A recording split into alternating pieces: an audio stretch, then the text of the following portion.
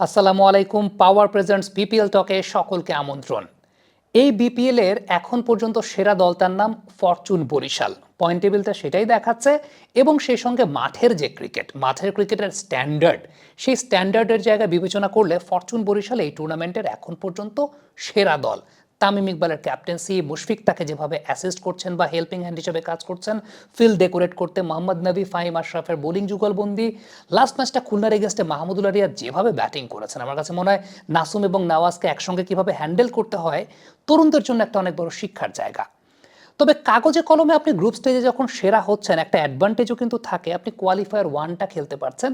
তার মানে এই ম্যাচটা জিতলে আপনি সরাসরি ফাইনালে, এই ম্যাচটা হারলে আপনার আরেকটা সুযোগ থাকবে যে আপনি পরবর্তীতে আরেকটা ম্যাচ খেলতে পারবেন, সেটা কোয়ালিফায়ার টু। ফরচুন বরিশালের গ্রুপ পর্বের লাস্ট ম্যাচটা চিটাগাং কিংসের সঙ্গে, তবে চিটাগাং কিংসের সঙ্গে হারলেও তারা খুব বেশি মাইন্ড করবে না। কেন মাইন্ড করবে না? একে তো তাদের 1 এবং 2 নম্বর অবস্থানটা সিকিউরড, দ্বিতীয়ত কোয়ালিফায়ার ওয়ানে তারা অপেক্ষাকৃত শক্তিশালী দল রংপুর রাইডার্সকেও অ্যাভয়েড করতে পারবে। সো একটা অ্যাডভান্টেজ কিন্তু তাদের এই জায়গাটা আছে যে ওকে, এই ম্যাচটা যদি আমরা হেরেও যাই, সো আমাদের এই জায়গাটা খুব বেশি প্রবলেমের জায়গা নাই, কারণ চিটাগাং কিংস অপেক্ষাকৃত একটু খর্বশক্তির দলে রংপুর রাইডার্সের তুলনায়। এই যে কথাটা আমি বললাম, ইন্টারন্যাশনাল ক্রিকেটে আমরা এর আগে এরকম একটা জায়গা দেখেছি যে কোনো দল অনেক সময় ডেলিবারেটলি তাদের রান রেটটাকে স্লো ডাউন করছে, তারা ম্যাচের উপর ইম্প্যাক্ট ফেলছে এমনভাবে যাতে পরবর্তী রাউন্ডে গিয়ে শক্তিশালী কোনো দলকে ফেস করতে না হয় অথবা শক্তিশালী দলকে অ্যাভয়েড করা যায়। এটাকে তারা একটা ট্যাকটিক্যাল মুভ হিসাবেও চিন্তা করে। অনেক উদাহরণ আছে, আমি বেশ কয়েকটা উদাহরণ একটু আপনাদের সামনে তুলে ধরতে চাই যেগুলো নিয়ে কথা হয়েছে এবং তখন প্রশ্ন এসেছে যে এগুলো কি আসলে ক্রিকেটীয় স্পিরিটের মধ্যে পড়ে, নাকি এটা আবার ট্যাকটিক্যাল এক ধরনের জায়গা, যে একটা বড় টুর্নামেন্ট আপনি যখন খেলছেন ট্যাকটিক্যালি আপনি এরকম চিন্তা করতেও পারেন। 2019 ক্রিকেট বিশ্বকাপে ইন্ডিয়া এবং ইংল্যান্ডের যে ম্যাচটা ছিল, সেই ম্যাচটা নিয়ে অনেক প্রশ্ন আছে। ইন্ডিয়ার মাত্র 5টা উইকেট গেছে চেস করতে গিয়ে, কিন্তু ইন্ডিয়া ট্রাইও করেন এই ম্যাচটাকে জেতার। ইভেন মহেন্দ্র সিং ধোনি সেই সময়টা ক্রিজে ছিলেন। মহেন্দ্র সিং ধোনির মতো ব্যাটার, যিনি ওয়ার্ল্ডের ওয়ান অফ দ্য বেস্ট ফিনিশার্স, তিনি ওই ম্যাচটাকে আলটিমেটলি অ্যাটেম্পটই নেন নাই, এফোর্টই দেন নাই, যেটা আমরা বলতে পারি। একদম ওই ম্যাচটা যারা দেখেছেন তারা খুব ভালো মতো বলতে পারবেন। সো এই ম্যাচটার পরে কিন্তু কথা উঠেছিল যে ইন্ডিয়া যদি এই ম্যাচটা ডেলিবারেটলি হেরে যায়, অ্যাডভান্টেজটা নাই ইন্ডিয়ার কোনো, কিন্তু একটা বিষয় আছে যে পাকিস্তানের এলিমিনেশনটা সেক্ষেত্রে কনফার্ম হয়ে যাবে। অর্থাৎ ইন্ডিয়া হেরে গেলে পাকিস্তান তখন আলটিমেটলি পরবর্তী রাউন্ডে যেতে পারবে না। পয়েন্টের সমীকরণটা আসলে এরকম ছিল। তখনই প্রসঙ্গটা এসেছে, তাহলে কি ইন্ডিয়া ডেলিবারেটলি পাকিস্তানকে ওই স্টেজ থেকে বাদ করে দেওয়ার জন্যই কি এই কাজটা করেছিল? এবং এটা নিয়ে সোশ্যাল মিডিয়া অনেক কথাবার্তা হয়েছে। ইভেন যে পরিমাণ ডিবেট হয়েছে, প্রমাণ কেউ করতে পারে নাই, কিন্তু যে পরিমাণ ডিবেট হয়েছে সেই ডিবেটের মধ্যে এটার সংখ্যাটাই বেশি ছিল যে হ্যাঁ, ধোনির অ্যাপ্রোচ দেখে মনে হয়েছে যে ওকে, হয়তোবা ডেলিভারেটলি ইন্ডিয়া ম্যাচটাকে হেরেছে।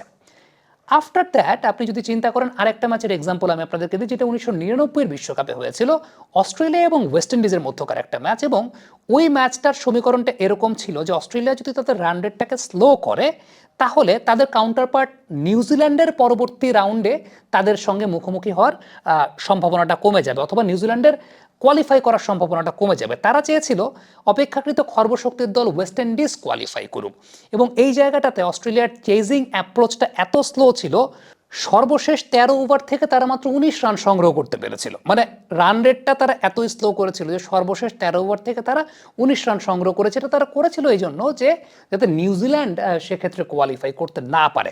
তো এইটা নিয়েও পরবর্তী সময় অনেক কথা হয়েছে, এগুলো কোনো কিছুই প্রমাণিত না, কিন্তু অ্যাপ্রোচগুলো সবসময় সন্দেহ তৈরি করেছে। এখন এটা নিয়ে ক্রিকেট বোদ্ধাদের মধ্যে অনেক ধরনের ডিবেট আছে। আমরা পাওয়ার জেনারেশন শক্তি চুমুকে পাওয়ার চুমুকে অ্যাকশন। কেউ বলছেন ওকে, আপনি যখন একটা বড় টুর্নামেন্ট খেলছেন, এই ধরনের অ্যাপ্রোচ যদি হয় যে আপনি সামহাও কোনো একটা ম্যাচে আপনার রান রেটটাকে স্লো করে ফেললেন, কোনো একটা ম্যাচে আপনি একটু লেস এফোর্ট দিয়ে খেলে যদি ম্যাচটাকে হেরেও যান, সেক্ষেত্রে আপনার পরবর্তী রাউন্ডে আপনার শক্তিশালী অপোনেন্টের মুখোমুখি হতে হচ্ছে না, বা শক্তিশালী অপোনেন্টটা উপরের দিকে উঠছে না পরবর্তী রাউন্ডে। এটা আপনার একটা ট্যাকটিক্যাল মুভ, এটা অনেকেই মনে করেন ব্যাপারটা। আবার অনেকে যেটা বলেন সেটা হচ্ছে এটা ক্রিকেটীয় স্পিরিটের পরিপন্থী। অর্থাৎ ক্রিকেটীয় স্পিরিট কি বলে বা খেলাধুলার স্পিরিট কি বলে, যে আপনি জিততে চান, আপনি প্রত্যেকটা ম্যাচ জিততে চান এবং আপনি যখন সেরা হতে চান তখন আপনাকে আলটিমেটলি সকল প্রকার অবস্টাকলস পার করেই আপনাকে সেরা হতে হবে এবং সকল প্রকার অবস্টাকলসকে পার করে যখন আপনি সেরা হবেন দ্যাট মিনস আপনি সেরা। আপনি যখন পড়ে যাবেন, পড়ে যাওয়া থেকে আবার উঠবেন, তখন আপনি সেরা। আপনি একটা বিষয় চিন্তা করে দেখেন, সেটা হচ্ছে ধরুন আপনি কোনো একটা দলকে অ্যাভয়েড করতে চাইছেন, বাট দিন শেষে ফাইনালে তো ওই দলটাকে বিট করেই আপনাকে টুর্নামেন্ট চ্যাম্পিয়ন হতে হবে। সো যারা এই পক্ষে আছেন যে না এটা ক্রিকেট ও স্পিরিটের পরিপন্থী এবং আপনি যখন বেস্ট দাবি করছেন নিজেকে, তখন আপনাকে কঠিনটাকে অতিক্রম করে আপনাকে বেস্ট হতে হবে। সো বেস্ট হওয়ার সংজ্ঞাটা এটা।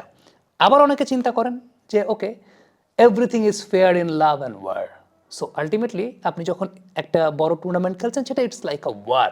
তো এইখানে আপনার স্ট্র্যাটেজিক্যাল মুভ বা এই ধরনের যে চিন্তা ভাবনার জায়গাগুলো আছে, যে আপনি স্ট্র্যাটেজি মেনটেন করে অপোনেন্ট নিজের সামর্থ্যের জায়গাটাও আপনি দেখাচ্ছেন, সেই সঙ্গে আপনি আরেকটু প্ল্যান করছেন যাতে আপনার অপোনেন্টের শক্তিটাকে খর্ব করা যায়, সেটাও অনেকে চিন্তা করেন। সো কোয়েশ্চেনটা আমি আপনাদেরকে করতে চাই, আপনারা কি মনে করেন এই যে ইনসিডেন্টগুলো, যে দুটো ইনসিডেন্ট আমরা দিলাম, কিংবা বড় টুর্নামেন্টে এরকম ইনসিডেন্ট যখন ঘটে, এগুলো কি ক্রিকেটীয় স্বার্থের বিরোধী, ক্রিকেটীয় স্বার্থের পরিপন্থী, নাকি এগুলো স্ট্র্যাটেজিক্যাল মুভ যেটা একদম 100% আপনি ধরতে পারেন যে জাস্টিফাইড? কমেন্ট বক্সে আপনাদের মন্তব্য মতামত জানতে চাই।